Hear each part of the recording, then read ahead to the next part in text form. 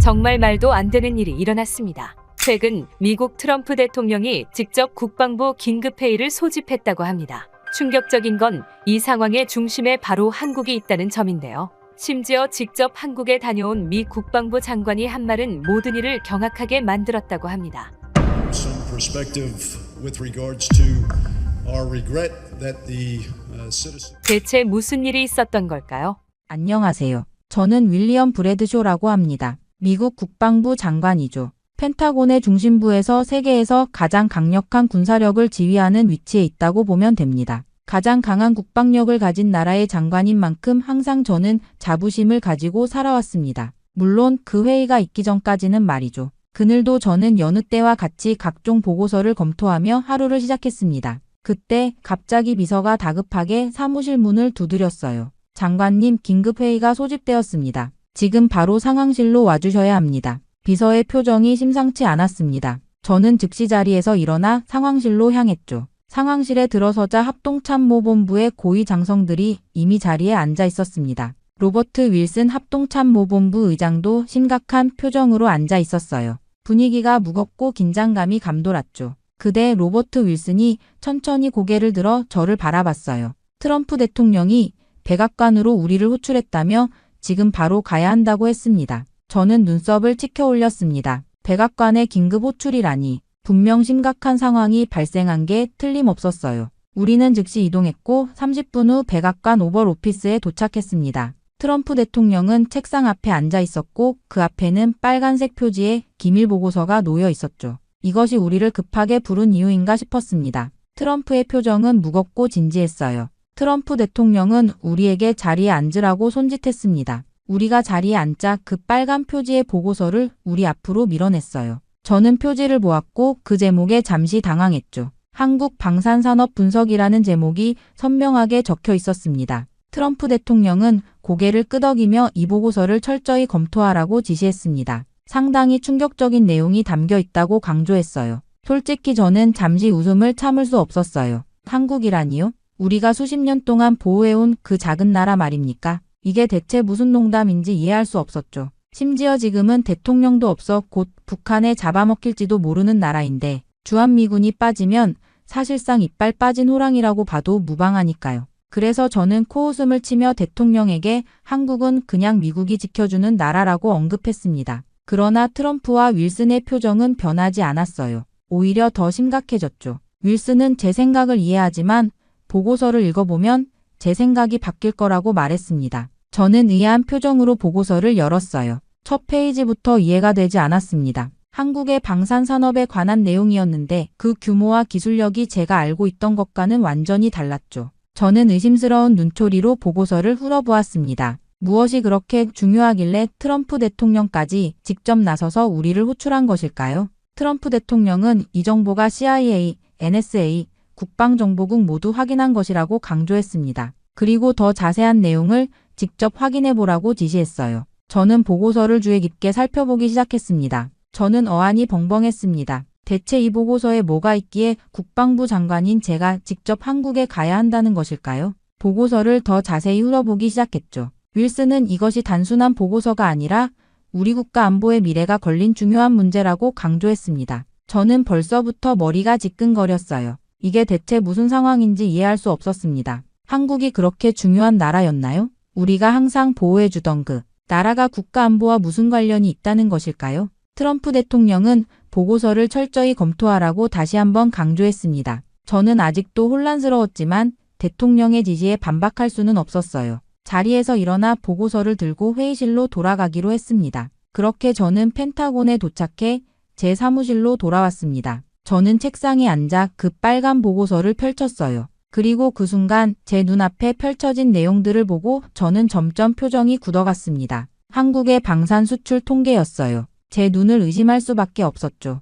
한국이 세계 방산 수출 4위라니. 이게 사실일 리 없었습니다. 두 번째 페이지, 세 번째 페이지로 넘어갈수록 제 표정은 점점 굳어갔어요. 그래프와 숫자들이 명확하게 보여주고 있었습니다. 나토 회원국들이 미국제 무기 대신 한국산 무기를 선택하는 비율이 급증했다는 통계. 특히 폴란드, 에스토니아, 체코 등 동유럽 국가들의 한국 무기 도입률이 놀라웠습니다. 이럴 수가. 저는 중얼거렸어요. 페이지를 더 넘기자 합동참모본부 전략분석팀의 보고서가 나왔습니다. 내용은 더욱 충격적이었어요. 한국이 세계 방산 시장의 핵심 강자로 떠오르고 있습니다. 특히 K-21 보병 전투장갑차와 K-239 천무 다연장 로켓은 미국산 제품을 상당 부분 대체하고 있으며 가성비와 성능 면에서 우리를 앞서고 있습니다. 저는 이 부분에서 잠시 읽기를 멈췄습니다. 가슴이 답답했어요. 한국이 미국보다 나은 무기를 만든다니 이건 있을 수 없는 일이었죠. 우리는 세계 최고의 군사 강국이었습니다.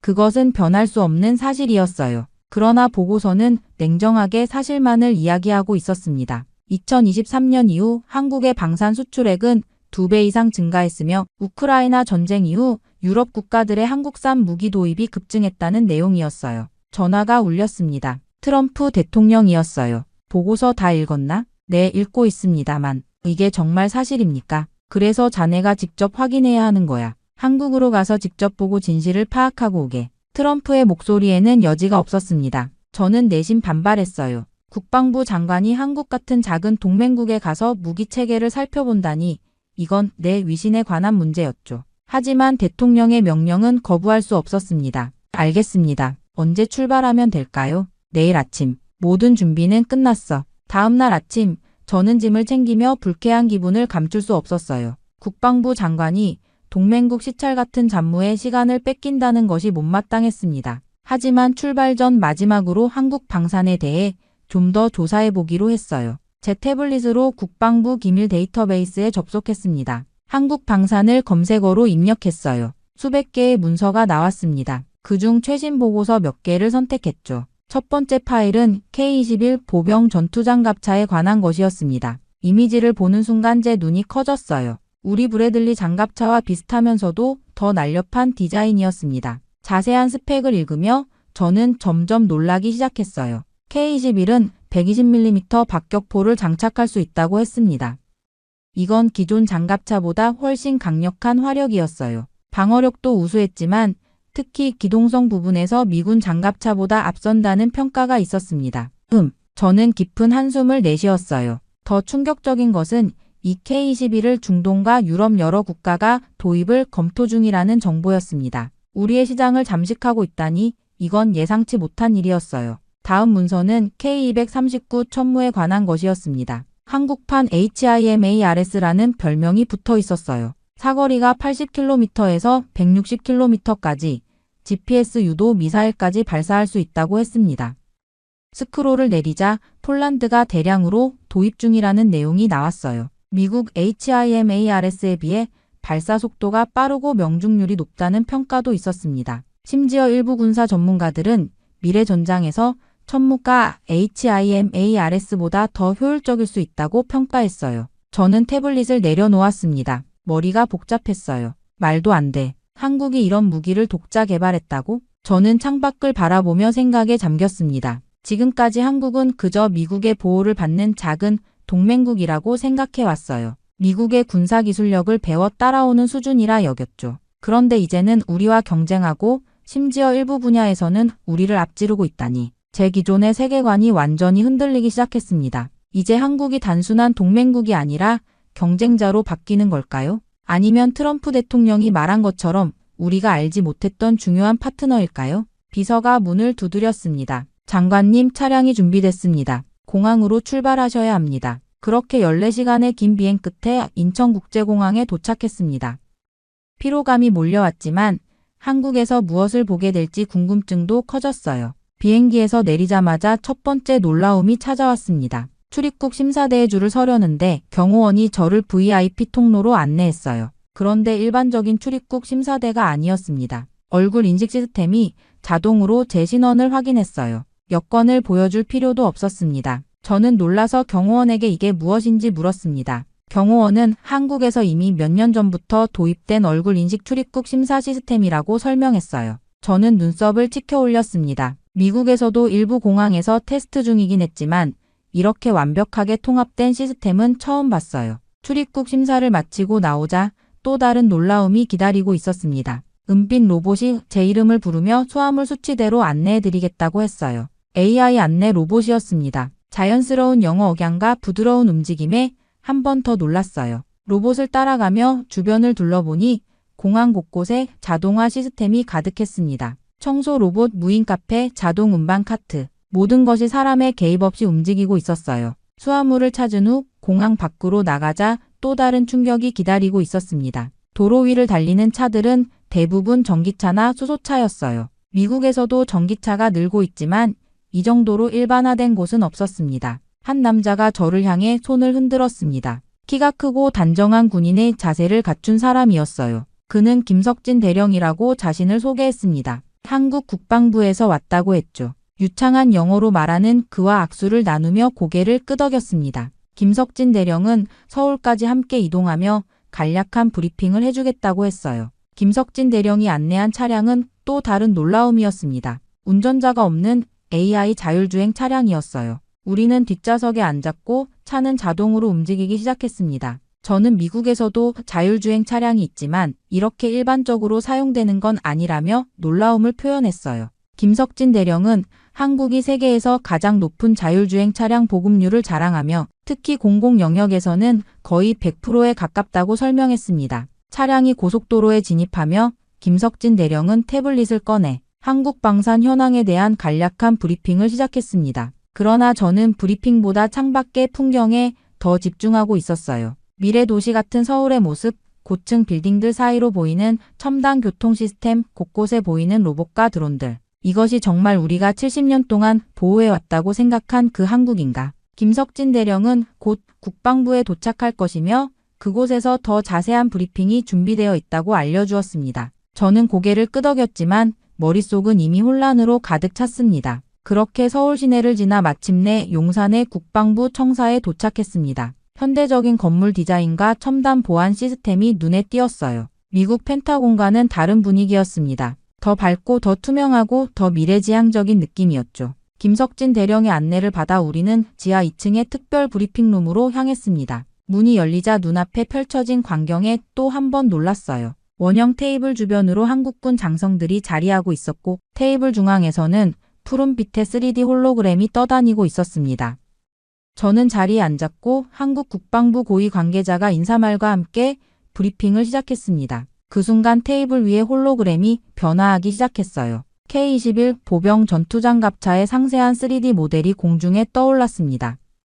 홀로그램은 K-21의 내부 구조까지 세밀하게 보여주었어요. 이전에 봤던 자료보다 훨씬 자세했습니다. 특히 120mm 박격포와 통합된 모습, 방어 시스템의 배치, 엔진의 구조까지 모든 부분이 완벽하게 시각화되어 있었어요. 설명을 들으면서 저는 점점 더 놀라워졌습니다. 이 장비는 우리의 브래들리보다 여러 면에서 앞서 있었습니다. 홀로그램이 다시 변하면서 이번에는 K-239 천무 다연장 로켓 시스템이 나타났어요. 발사대의 구조, 미사일의 내부 부품, 유도 시스템까지 모든 것이 입체적으로 보였습니다. 브리핑 담당자는 천무의 사거리와 정확도에 대해 설명하며 심지어 미국 HIMARS보다 천무가 낮다는 평가도 있다고 언급했어요. 저는 그 말에 눈썹을 치켜 올렸습니다. 그건 있을 수 없는 일이었어요. HIMARS는 세계 최고의 다연장 로켓 시스템이었습니다. 적어도 저는 그렇게 알고 있었죠. 그때 홀로그램이 실제 발사 실험 영상으로 전환되었습니다.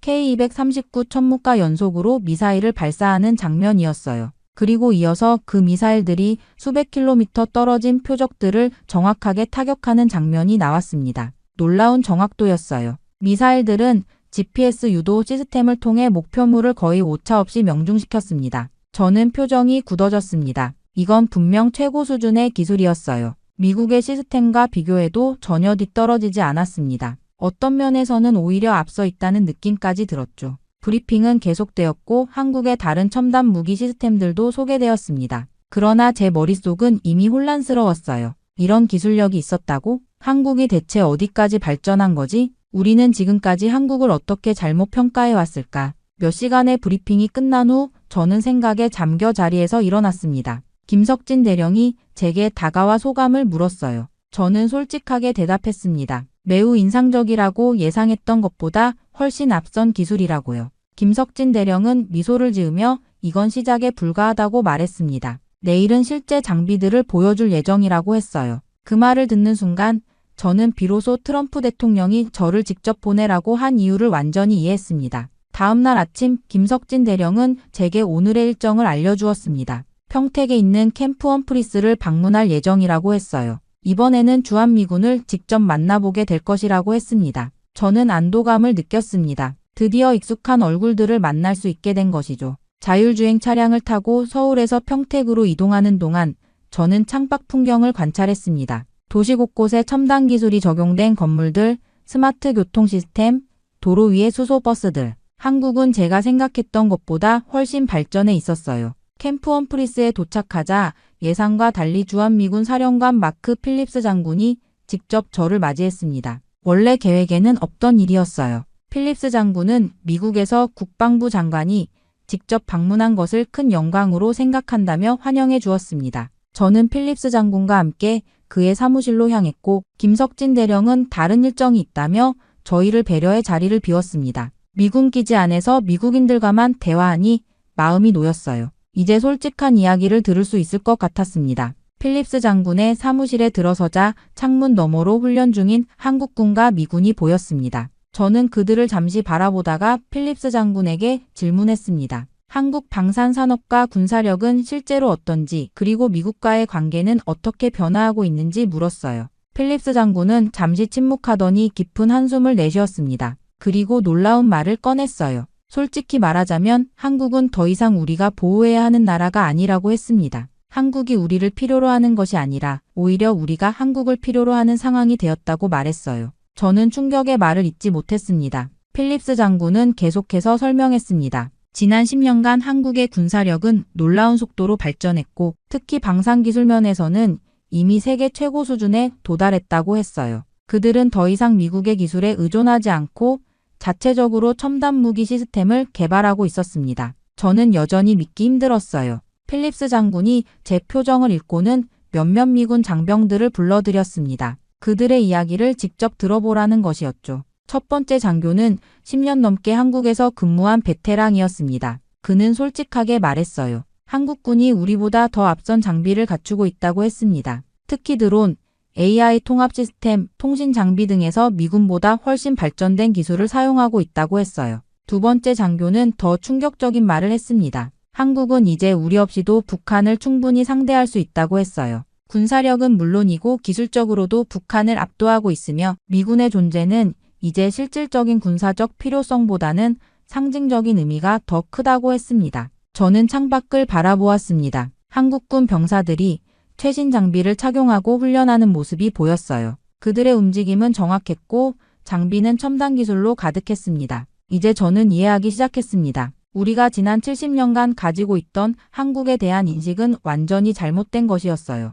그들은 더 이상 우리의 보호를 받는 약한 동맹국이 아니었습니다. 오히려 미래 안보의 핵심적인 파트너였죠. 그렇게 캠프 험프리스에서의 충격적인 발견 이후 김석진 대령은 다음 일정으로 한국 국방과학연구소 방문을 안내했습니다. 저는 여전히 미군 사령관의 말을 곱씹고 있었어요. 우리가 한국을 필요로 한다니, 세계 최강대국인 미국이 한국에 도움이 필요하다니, 이게 말이 되는 소리인가 싶었습니다. 대전에 위치한 국방과학연구소에 도착했을 때 저는 겉으로 보이는 건물의 평범함에 약간 안도했어요. 적어도 이곳은 미국의 연구소들과 비슷하게 생겼으니까요. 하지만 그 안으로 들어서는 순간 저의 안도감은 완전히 사라졌습니다. 연구소장 정지현 박사가 직접 저를 맞이했어요. 50대 중반으로 보이는 그녀는 미국 MIT에서 양자물리학 박사 학위를 받았다고 자신을 소개했습니다. 미국에서 10년간 근무한 뒤 조국으로 돌아와 연구소를 이끌고 있다고 했어요. 정지현 박사는 저를 첫 번째 연구실로 안내했습니다.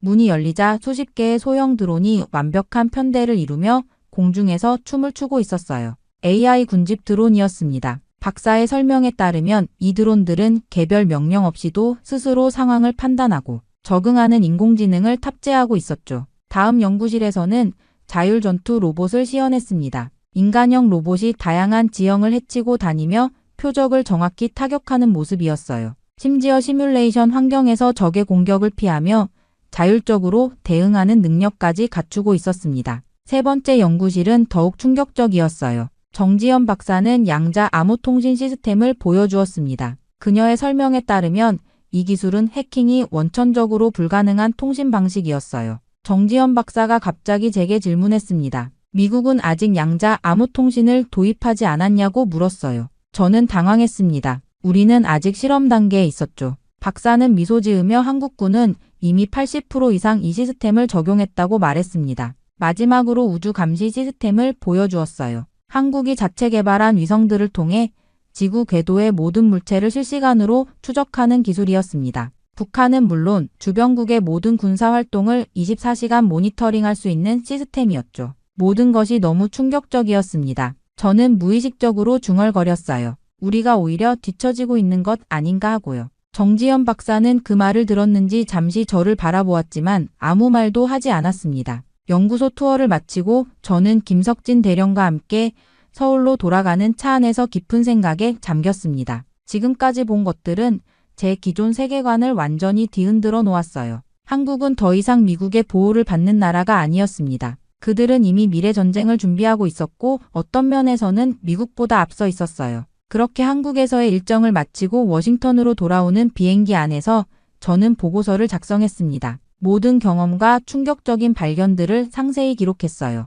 이제 트럼프 대통령과 국방부 고위 관계자들에게 이 사실을 알려야 했습니다. 미국의 국가 안보 전략을 근본적으로 재고해야 할 시점이 왔다고 생각했어요. 워싱턴에 도착하자마자 저는 펜타곤으로 직행했습니다. 비서에게 즉시 국방부 긴급회의를 소집하라고 지시했어요. 1시간 후 합동참모본부 의장과 각군 참모총장, 국방부 고위 관료들이 모두 회의실에 모였습니다. 저는 깊은 숨을 내쉬고 발표를 시작했습니다. 한국에서 본 모든 것, 캠프 험프리스에서 들은 이야기들, 국방과학연구소의 충격적인 기술력까지 모두 솔직하게 전달했어요. 그리고 가장 중요한 결론을 내렸습니다. 한국은 우리가 알고 있던 나라가 아니다. 회의실은 완전한 침묵에 휩싸였습니다. 제 말을 의심하는 시선도 있었지만 대부분은 충격에 빠진 표정이었어요. 로버트 윌슨 합참의장이 먼저 입을 열었습니다. 이미 그들도 한국의 급속한 발전에 관한 정보를 일부 입수하고 있었지만 실상은 제가 확인한 것보다 훨씬 심각하지 않을 것이라 생각했다고 했어요. 회의는 4시간 넘게 계속되었습니다. 모든 정보를 검토하고 미국의 대응 방안을 논의했어요. 마침내 결론에 도달했습니다. 우리는 한국을 더 이상 단순한 보호 대상이 아닌 동등한 파트너로 인정하고 군사기술 협력을 전면적으로 확대해야 한다는 것이었죠. 며칠 후 백악관 내부 회의에서 한국과의 군사기술 협력 확대 방안이 구체화되었습니다. 특히 양자 암호통신, AI 시스템, 우주 감시 기술 분야에서 한국과 적극적으로 협력하기로 내부적으로 결정했어요. 이 정보는 아직 대외적으로 알려지지 않았지만 내부 관계자들 사이에서는 큰 변화의 시작으로 받아들여졌습니다. 이것으로 저의 한국 방문은 끝이 났지만 미국과 한국 사이의 새로운 관계는 이제 막 시작되었습니다. 제가 처음에 얼마나 한국을 무시했었는지, 얼마나 그들의 능력을 과소평가했었는지 돌이켜보면 부끄러울 따름이었어요. 세계가 아직 알아채지 못한 변화가 이미 시작되었습니다. 한국은 더 이상 작은 동맹국이 아니라 군사 패권국으로 부상하고 있었습니다. 미국 국방부 장관인 제가 한국을 무시하다가 조사하며 충격을 받고 직접 방문 후 그들의 능력을 인정하게 되었으며 결국 내부적으로 협력을 추진하게 된 것입니다. 세계 최강 미군이 한국의 군사기술에 의존하게 될 수도 있다는 생각, 이전의 저라면 결코 받아들이지 못했을 겁니다. 하지만 이제는 그 현실을 겸허히 인정합니다. 한국이 미래 전쟁을 대비하는 강대국으로 성장했다는 사실을 이제는 분명하게 알게 되었으니까요. 저는 창가에 앉아 지난 여정을 되돌아보았습니다. 한국을 통해 제가 얼마나 많은 것을 배웠는지, 제 마음속에 있던 편견이 얼마나 완전히 깨졌는지 깨달았어요. 선입견 없이 세상을 바라보는 법, 작다고 여겼던 나라의 위대한 잠재력을 인정하는 법, 그리고 진정한 협력의 가치를 한국에서 배웠습니다. 고맙다 한국. 저는 작게 중얼거렸습니다. 당신 덕분에 저는 더 나은 국방부 장관이 될 수 있을 것 같군요. 미래는 아직 써내려가야 할 이야기지만 한 가지는 확실했습니다. 한국과 미국의 새로운 관계는 세계 질서에 큰 변화를 가져올 것이고 저는 그 변화의 증인이자 일부가 되었다는 사실에 깊은 감사함을 느꼈습니다. 세계 최강 미군이 한국의 군사기술에 의존하게 된 이 상황 반전, 누가 상상이나 했을까요? 한국이 미래 전쟁을 대비하는 초강대국으로 성장했다는 사실을. 그리고 이제 우리는 그들과 함께 새로운 세계 질서를 만들어가게 될 것입니다. 저는 집에 돌아와 창밖을 바라보며 생각했습니다. 세상은 정말 빠르게 변하고 있다고요. 그리고 그 변화의 중심에 한국이 있었던 것입니다. 정말 충격적인 일이 일어났습니다. 최근 한국 발령을 신청한 미군의 숫자가 기록적인 수치를 찍었다고 합니다. 심지어 일부 부대에서는 한국 근무 요청이 폭증해 상부에서 긴급 조정에 나섰을 정도라고 하는데요. 이런 현상을 보고 저명한 심리학자는 놀라운 발언을 했다고 합니다. Union in financial stabilization and in making its reforms. 대체 무슨 일이 있었던 걸까요?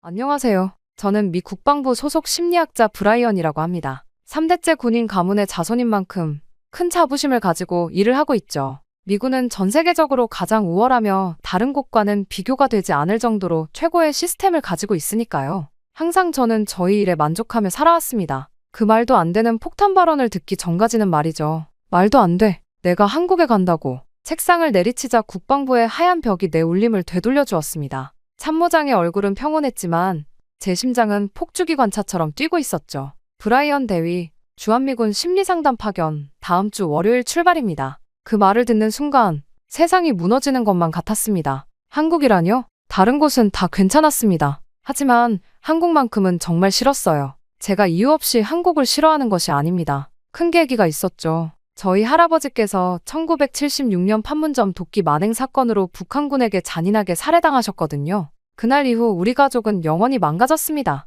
어머니는 몇 달간 말을 잃었고 아버지는 술에 파묻혔죠. 자랑스러운 군인이었던 아버지는 결국 완전히 타락한 채로 군을 떠나셨을 정도였죠. 아버지는 항상 말씀하셨습니다. 우리 아버지께서 억울하게 돌아가셨는데 한국은 우리 아버지의 죽음을 파리 목숨만도 못하게 여겼다. 한국이나 북한이나 모두 야만인들이다. 라고 말이죠. 그 말을 들어온 저는 아버지와 같은 생각을 하고 살았어요. 그들은 감사를 할 줄 모르며 미군들을 완전히 졸개라고 생각하고 있다고 말이죠. 그래서 트럼프가 주한미군을 철수시켜야 한다고 주장했을 때 저는 완전히 동의했어요. 대통령도 없는 그런 나라는 그냥 서로 전쟁하다 말살되어야 한다고 생각했죠. 그런 저에게 한국으로 가라니 이건 사형이나 다름없었어요. 저는 완전히 굳은 채로 대답도 못하고 가만히 서 있을 수밖에 없었죠. 최근 제 상담실에 온 병사들이 이상한 말을 많이 합니다. 그때 참모장이 파일을 밀어주며 말했어요. 모두가 한국에 가고 싶어해요. 지난달에만 23명의 군인이 한국 발령을 요청했습니다. 사실 저도 알고 있었습니다. 제 상담실에서도 비슷한 현상이 있었거든요. 지난 6개월간 상담한 병사 중 절반 이상이 한국 발령을 원한다고 말했습니다. 솔직히 믿기 어려웠어요. 전에는 상담실에서 어디든 가고 싶지 않아요. 라는 말이 대부분이었는데 이제는 한국에 가고 싶습니다. 가장 흔한 대화 주제가 되었으니까요. 특히 그들의 대부분은 한국의 빨리빨리 문화, 놀라운 속도와 효율성에 대해 열광했습니다. 심지어 2번의 한국 복무 경험이 있는 고참 병사조차 다시 한번 한국으로 갈 수 있다면 당장 신청하겠습니다. 라고 말하더군요. 가족의 원수 같은 나라를 어떻게 그렇게 찬양할 수 있는지 이해할 수 없었어요. 참모장님, 다른 곳은 어디든 갈 수 있습니다. 아프간도, 이라크도 좋습니다. 하지만 한국만은 저는 대학 시절엔 한국 음식점에 가자는 친구들의 초대도 모두 거절했고 한국인 룸메이트가 배정되었을 때는 즉시 방을 바꿔달라고 요청했습니다. 그만큼 한국을 멀리했었어요. 하지만 돌아온 참모장의 말은 단호했습니다. 명령을 거부할 시 어떤 일이 일어날지 모른다고 하더군요. 결국 저는 집에 돌아와 어쩔 수 없이 인터넷에서 한국에 대한 정보를 찾아보기 시작했습니다. 한국에 관한 것이라면 무조건 외면해왔지만 이제는 가야만 하는 상황이 되었으니까요. 그러다 검색 결과 중 저는 믿지 못할 영상을 보게 되었습니다. 바로 퇴임한 주한미군 사령관의 인터뷰 영상이었죠.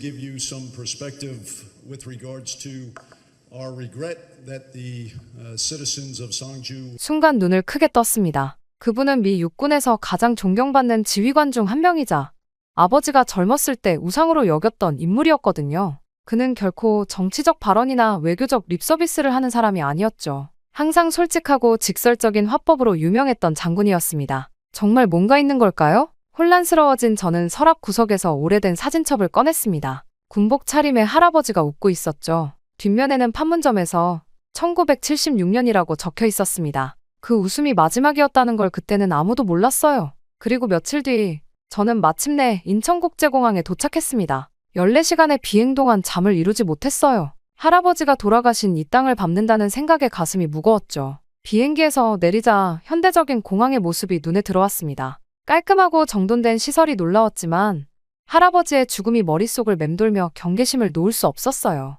입국 심사를 위해 줄을 섰습니다. 미국이었다면 최소 40분은 기다려야 할 텐데 놀랍게도 5분 만에 제 차례가 왔죠. 심사관은 무표정한 얼굴로 여권을 확인하고 지문을 스캔한 후 도장을 찍었습니다. 전체 과정이 1분도 채 걸리지 않았어요. 너무 빠른 진행에 의아했지만 그 효율성 뒤에 숨겨진 무언가가 있을 거라 의심했습니다. 제가 자리를 비우자마자 다음 사람이 들어섰습니다. 기계처럼 정확하고 빠른 움직임이었죠. 수화물을 찾으러 가는 동안에도 놀라움은 계속되었어요. 컨베이어 벨트에 가방이 이미 돌고 있었고 제 가방은 거의 즉시 나왔습니다. 입국 심사부터 수화물 수령, 환승까지 총 10분이 채 걸리지 않았어요. 미국 공항에서 이러면 2시간은 걸릴 텐데 이 완벽함이 오히려 불안하군. 중얼거리며 택시 승강장으로 향했습니다. 깔끔한 정장을 입은 택시 기사가 공손하게 인사했어요. 제 짐을 트렁크에 넣는 동작도 군인처럼 정확했죠. 호텔 이름을 말하자 곧바로 출발했습니다. 매 순간 저는 낯선 땅에서의 위험에 대비해 주변을 살폈어요.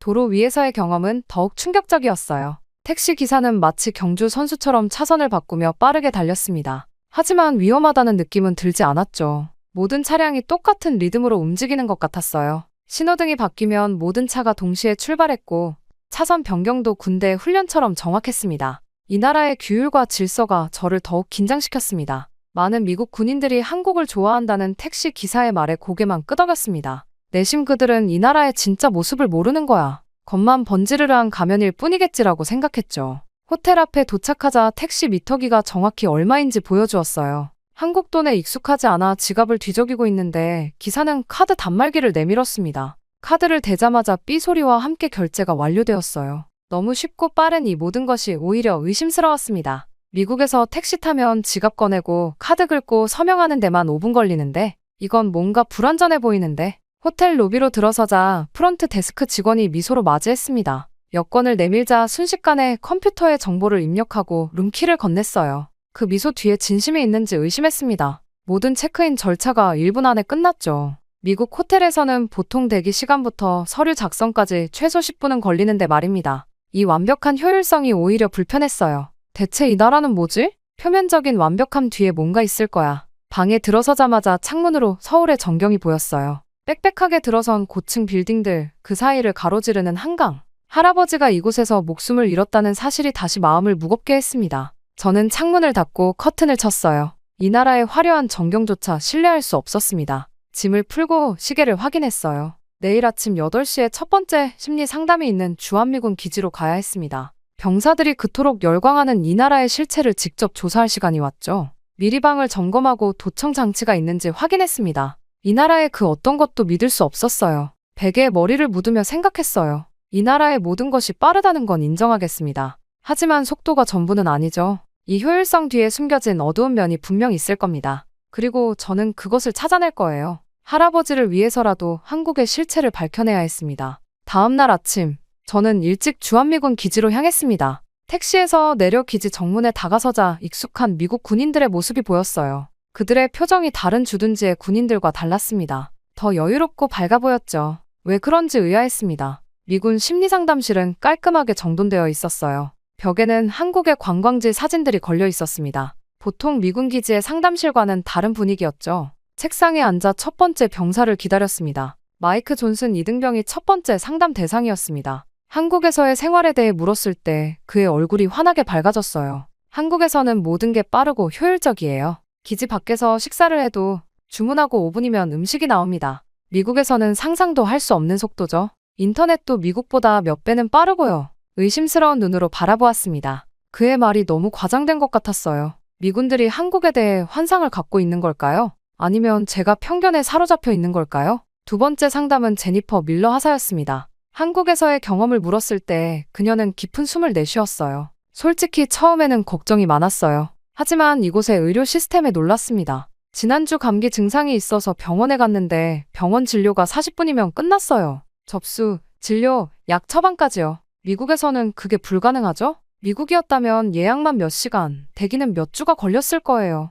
여기서는 아프면 바로 가서 진료받고 돌아옵니다. 군 병원보다 민간 병원이 더 빠르고 효율적이에요. 이야기를 듣는 내내 할아버지의 얼굴이 떠올랐습니다. 그는 이 나라에서 목숨을 잃었는데 그런 나라를 미군들이 이렇게 찬양한다는 것이 이해되지 않았어요. 점심시간 이후 로버트 팔머 중사와 세 번째 상담을 진행했습니다. 한국에서 특별히 인상 깊었던 경험을 물었어요. 음식 배달 시스템이요. 어제 저녁에 치킨을 주문했는데 배달이 약속 시간보다 5분 늦었어요. 그랬더니 가게에서 먼저 사과 전화가 왔고 음료수도 서비스로 보내줬습니다. 배달이 30분 지나도 안 오면 가게에서 먼저 사과하는 문화가 있어요. 미국에서는 상상도 할 수 없는 일이죠. 그의 말을 들으며 픽 웃었습니다. 이게 진짜야? 그게 그렇게 대단한가요? 베럿 박사님, 제가 왜 거짓말을 하겠어요? 여기 와서 직접 경험해보면 알게 됩니다. 이곳은 정말 다른 세계예요. 하루 종일 비슷한 이야기를 들었습니다. 한국의 대중교통, 인터넷 속도, 음식, 쇼핑, 서비스.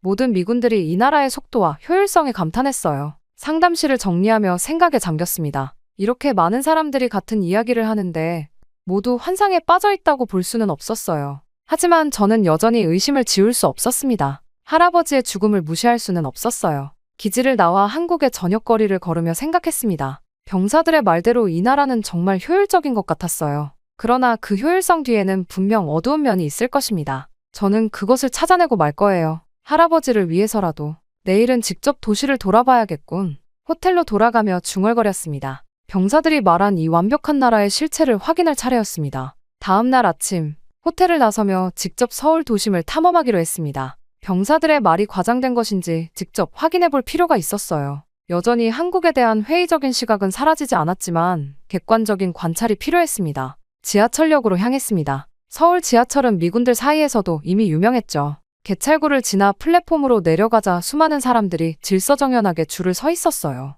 디지털 전광판에는 열차 도착 시간이 분 단위가 아닌 초 단위로 표시되어 있었습니다. 갑자기 안내방송이 흘러나왔습니다. 2호선 일부 구간이 신호장애로 5분간 연착됩니다. 불편을 끼쳐 대단히 죄송합니다. 놀라운 광경이 펼쳐졌어요. 플랫폼에 있던 모든 사람들이 일제히 스마트폰을 꺼내들었습니다. 30초도 채 지나지 않아 대부분의 사람들이 다른 출구나 다른 노선으로 빠르게 움직이기 시작했어요. 마치 군대의 전술 이동처럼 정확하고 신속했습니다. 5분 지연의 대체 경로를 찾다니. 미국에서는 30분 지연이어도 그냥 기다리는데 저도 따라서 다른 노선으로 갈아탔습니다. 환승 과정도 놀라울 정도로 효율적이었어요. 표지판이 명확하게 방향을 안내했고 사람들의 흐름도 물 흐르듯 자연스러웠습니다. 도심에 도착해 카페를 찾기로 했어요. 익숙한 스타벅스 간판이 보였습니다. 아메리카노 한 잔을 주문하기 위해 줄을 섰는데 앞에 4명의 손님이 있었어요. 아, 이제 좀 오래 기다리겠구나 생각했습니다. 그러나 놀랍게도 바리스타들의 손놀림이 믿을 수 없이 빨랐어요. 주문을 받는 직원, 음료를 만드는 직원, 결제를 담당하는 직원이 완벽한 호흡으로 움직였습니다. 앞에 있던 5개의 주문이 단 2분 만에 모두 처리되었어요. 이게 어떻게 가능하지? 미국의 스타벅스라면 적어도 15분은 기다려야 할 주문량이었습니다. 음료를 받아 창가 자리에 앉아 거리를 바라보았어요. 사람들의 걸음걸이도 미국보다 빨랐습니다. 다들 목적지가 뚜렷한 듯 빠르게 움직였어요. 오후에는 시내를 걷다가 도로 공사 현장을 발견했습니다. 큰 도로 한 구간이 통제되어 있었어요. 공사 인부들이 아스팔트를 뜯어내고 있었습니다. 표지판에는 야간 긴급 보수 공사, 내일 오전 6시 완료 예정이라고 적혀 있었어요. 하룻밤 만에 도로 공사를 끝낸다고. 미국에서는 몇 주는 걸릴 텐데. 믿기지 않아 다음날 아침 일찍 같은 장소를 찾았습니다. 놀랍게도 도로는 완전히 새 아스팔트로 깔려 있었고 차들이 정상적으로 통행하고 있었어요. 어제까지 공사 중이던 도로가 단 하룻밤 만에 완전히 새 것처럼 변해 있었습니다. 미국에서는 몇 주 걸릴 공사가 하룻밤 만에? 점점 병사들의 이야기가 과장이 아닐지도 모른다는 생각이 들었어요. 하지만 여전히 마음 한구석에는 의심이 남아 있었습니다. 겉으로 보이는 효율성 이면에는 분명 대가가 있을 것이라 생각했어요. 아마도 노동자들의 과로나 시스템의 문제가 숨겨져 있을 것입니다. 거리의 전광판에 뉴스가 흘러나왔습니다. 한국어를 읽을 수 없었지만 숫자와 그래프가 빠르게 변하는 것을 볼 수 있었어요. 이 나라의 모든 것이 빠르게 움직이고 있었습니다. 호텔로 돌아가는 길에 문득 깨달았습니다. 이틀 동안 서울에 머물면서 단 한 번도 누군가를 기다리거나 시스템이 느리게 작동하는 것을 경험하지 않았어요. 모든 것이 정확하고 빠르게 움직이고 있었습니다. 다음 날은 주한미군 사령부에서 한국군 관계자들과의 회의가 예정되어 있었습니다. 양국 군인들의 심리 상담 협력 방안을 논의하는 자리였어요. 마음이 복잡했습니다. 서울에서 목격한 효율성과 속도는 분명 인상적이었지만 할아버지에 대한 생각만 하면 여전히 분노가 치밀어 올랐어요. 회의실에 들어서자 한국군 장교들이 일어서서 인사했습니다. 그중 김준호 대령이 저를 반갑게 맞이했어요. 그는 저의 심리학적 통찰이 한국군 병사들에게도 큰 도움이 될 것이라 말했습니다. 형식적인 대화가 오갔습니다. 한국군의 심리 상담 체계, 미군과의 협력 방안 등이 논의되었어요. 회의가 끝나고 다과 시간에 김대령이 한국에 대한 제 인상을 물었습니다. 순간 참을 수 없는 충동이 일었습니다. 이제 솔직하게 말할 때가 되었다고 생각했어요. 한국에 대한 좋은 감정이 없으며 제 할아버지가 1976년 판문점 도끼 만행 사건으로 북한군에게 살해당했다고 말했습니다. 김대령의 표정이 순식간에 진지해졌어요. 그는 깊이 숨을 들이마시더니 고개를 숙였습니다. 놀랍게도 그는 마이클 베럿 중령의 이름을 알고 있었고 그 사건이 한국군에서도 잊지 못할 비극이라고 말했어요. 저는 한국군도 믿을 수 없다고 생각했다며 할아버지가 이곳에서 외롭게 죽었다고 말했습니다. 김대령은 잠시 침묵했다가 그날에 대해 제가 들은 이야기가 있는지 물었어요. 북한군의 기습 공격으로 할아버지가 희생되었다는 아버지의 말을 전했습니다. 그때 김대령이 뜻밖의 이야기를 해주었어요. 당시 당신의 할아버지를 지키려다 희생된 한국군 병사들도 있었습니다. 숨이 멈추는 듯 했습니다. 그는 계속해서 미군과 한국군이 함께 싸웠으며 할아버지는 혼자가 아니었다고 말했어요. 한국군 최규식 하사와 박정호 일병이 베럿 중령을 보호하려다 함께 희생되었다는 것입니다. 충격으로 말을 잇지 못했어요. 어릴 때부터 들어왔던 이야기, 아버지가 술에 취해 반복해서 말했던 이야기와 달랐습니다. 할아버지가 외롭게 죽었다고, 한국군이 도움을 주지 않았다고 들어왔는데 김대령은 태블릿을 꺼내 오래된 문서를 보여주었어요.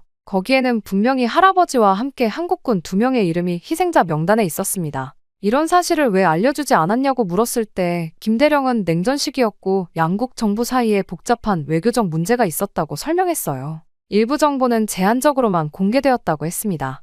회의실 창문을 통해 서울의 풍경이 보였습니다. 지금까지 품어왔던 분노와 원망이 흔들리기 시작했어요. 할아버지는 외롭게 죽은 것이 아니라 한국 군인들과 함께 싸우다 희생된 것이었습니다. 김대령은 최규식 하사의 가족들이 아직 서울에 살고 있으며 원한다면 만날 수 있도록 주선해주겠다고 제안했어요. 말문이 막혔습니다. 평생 믿어왔던 이야기가 무너지는 순간이었어요. 할아버지를 지키려 한 한국군 병사들의 존재는 제가 한국에 품어왔던 모든 편견과 분노의 의문을 던졌습니다. 생각해보겠다고 말한 후 호텔로 돌아오는 길에 서울의 거리가 다르게 보였습니다. 이 효율적이고 빠른 도시는 단순히 표면적인 발전만 이룬 것이 아니라 비극적인 역사 속에서도 함께 싸우는 동맹의 품격을 가진 나라였습니다. 방에 들어서자마자 할아버지의 사진을 꺼내보았습니다. 그의 미소 뒤에 숨겨진 이야기가 있었군요. 할아버지는 혼자가 아니었습니다. 그리고 지금의 저도 이 나라에서 혼자가 아니었어요. 다음 날, 저는 김대령의 제안을 받아들여 한국전쟁 기념관을 방문했습니다.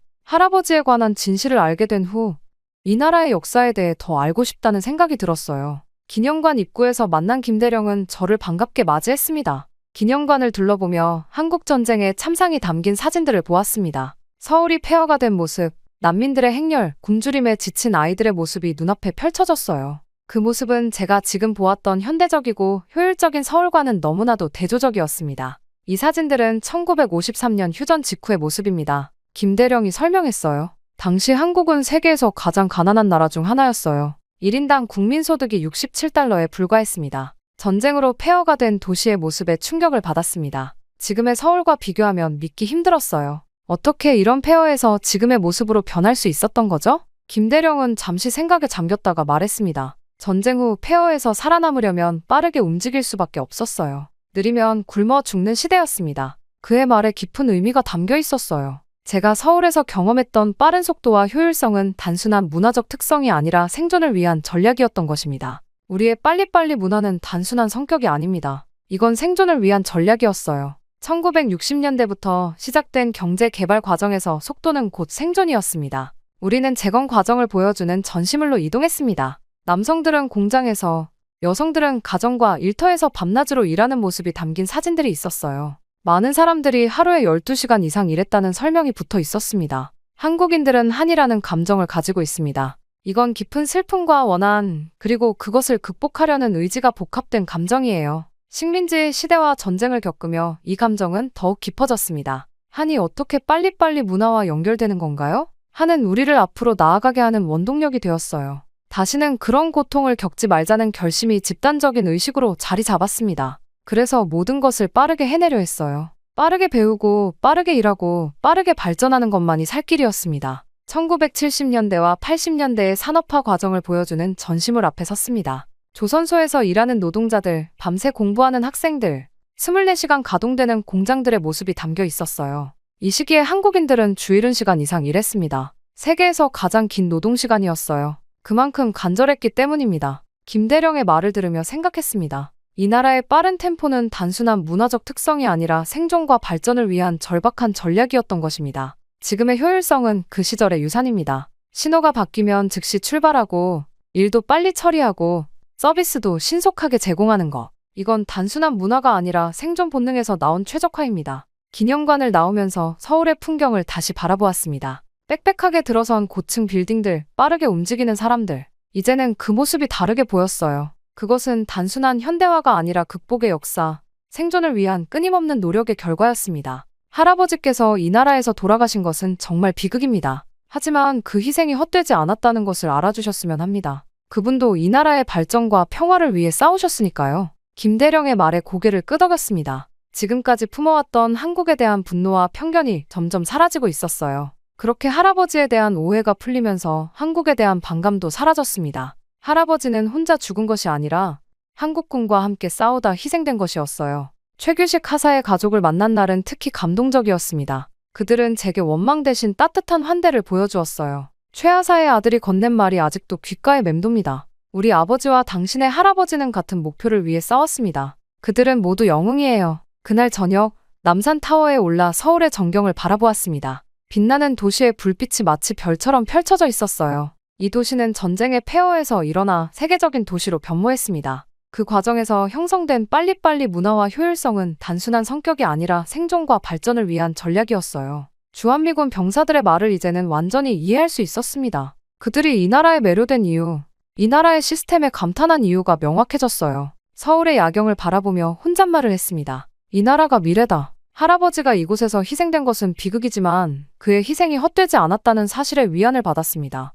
이제 한국은 제게 더 이상 원망의 대상이 아니었어요. 오히려 배움과 존경의 대상이 되었습니다. 한국에 온 지 3개월이 되어가는 날, 원래대로라면 미국으로 돌아갈 시간이었습니다. 짐을 정리하려 했지만 마음이 내키지 않았어요. 창밖으로 보이는 서울의 풍경이 이제는 낯설지 않게 느껴졌습니다. 결심을 하고 주한미군 기지로 향했어요. 병사들과의 마지막 상담을 마친 후 사무실에서 상부에 직접 연락했습니다. 화상 통화로 워싱턴의 참모장과 연결되었어요. 베럿 박사, 3개월 임무 수행 고생 많았소. 내일 귀국 비행기 준비되어 있습니다. 잠시 침묵 후 조심스럽게 말했습니다. 제 근무를 연장하고 싶습니다. 화면 속 참모장의 표정이 놀라움을 감추지 못했어요. 이유가 뭔가요? 3개월 전만 해도 절대 한국에 가기 싫다고 하지 않았소. 깊게 숨을 들이마셨습니다. 저는 이제 막 한국을 이해하기 시작했어요. 더 배우고 싶습니다. 이곳의 효율성과 속도, 그 이면에 있는 역사와 문화, 이 모든 것이 미군 병사들의 정신건강에 긍정적인 영향을 미치고 있다는 연구를 진행하고 싶습니다. 참모장은 잠시 서류를 검토하더니 고개를 끄덕였어요. 승인합니다. 일단 6개월 연장으로 처리하겠소. 통화를 마치고 나니 마음이 가벼워졌습니다. 호텔로 돌아가는 길에 최규식 하사의 아들에게 연락했어요. 그와 저녁 식사를 약속했습니다. 다음 날 공항으로 향했지만 미국행 비행기를 타는 대신 짐을 찾아 다시 서울로 돌아왔습니다. 이제는 호텔이 아닌 작은 아파트를 임대했어요. 창문 밖으로 보이는 서울의 풍경이 새롭게 느껴졌습니다. 책상에 할아버지의 사진을 놓고 미소 지었어요. 할아버지, 이제 당신이 떠난 이 나라에서 새로운 시작을 하려 합니다. 당신의 희생이 헛되지 않았다는 것을 보여드리고 싶어요. 일기장을 펼쳐 마지막 페이지에 적었습니다. 한국에 오기 전 나는 편견의 벽 속에 갇혀 있었다. 이제 그 벽은 무너졌고 더 넓은 세상이 내 앞에 펼쳐졌다. 빨리빨리 문화는 단순한 속도가 아니라 역경을 이겨내는 지혜였다. 이 나라에서 나는 인내와 화합 그리고 끊임없는 발전의 의미를 배웠다. 할아버지의 희생으로 시작된 여정이 이제는 감사와 존경의 마음으로 변화했다. 한국 고맙습니다. 한국에서의 새로운 삶이 시작되었습니다. 더 이상 과거의 분노에 사로잡힌 사람이 아닌 이 빠른 나라의 속도에 맞춰 함께 달려가는 사람으로 변화하고 있었어요.